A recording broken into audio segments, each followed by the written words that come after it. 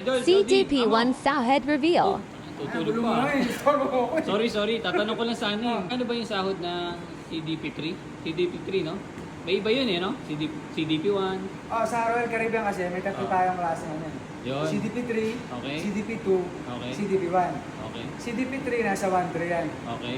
CDP2, Ano yung basic yun, no? hindi, kasama na yun. Okay.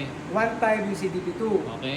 Pag CDP1, Mm. nasa 1.8 na yan. Okay. Pero depende rin sa tagalis mo sa kumpanya. Okay. Sample, ikaw, 10 taon ka na. Oo. So Kasi yung umaangat eh, no? 1.850 mo, siguro nasa 2.2 ka na yan. Every year tumataas eh, di ba? Oo, yearly kasi lang tumataas. Ah. Tapos may overtime pa kami. Oo. Yung sa CDP2 at CDP1, Okay. halos pareho lang yan. 6.05 per hour. Oo. Hindi ko alam sa CDP3, nakalimutan ko na. Pag may overtime tayo, dito wala kami overtime sa Asia. Oo. Pero pag US, sa no? US, monthly siguro makaka 2.625.